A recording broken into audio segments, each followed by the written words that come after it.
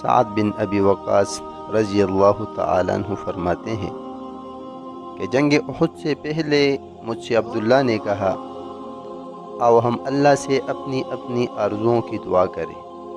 میں نے کہا ٹھیک ہے۔ پہلے میں نے دعا کے لیے ہاتھ اٹھائے اور ایک طرف ہو گیا۔ اللہ سے دعا کرنے لگا، یا الہی، جب کل دشمن سے میرا مقابلہ ہو تو میرے مد مقابل وہ شخص ہو جس کا حملہ بھی سخت ہو اور مدافعت میں بھی پورا ہو۔ میں اور وہ لڑیں، میرا لڑنا تیرے لیے ہو، مجھے فتح نصیب ہو، میں اسے قتل کر دوں اور اس کا سامان لے لوں۔ میرے اس دعا پر عبداللہ نے کہا آمین۔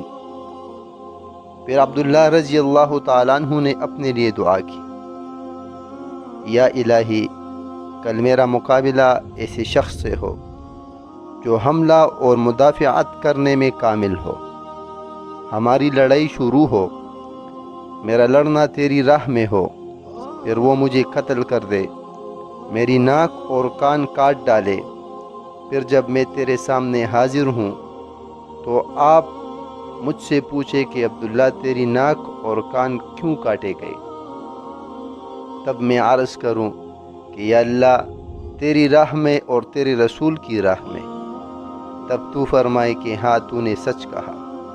سعد بن ابی وقاص رضی اللہ تعالیٰ عنہ کا قول ہے کہ عبداللہ کی دعا میری دعا سے بہتر تھی، چنانچہ وہ احد کے دن ایسی کیفیت سے شہید ہوا۔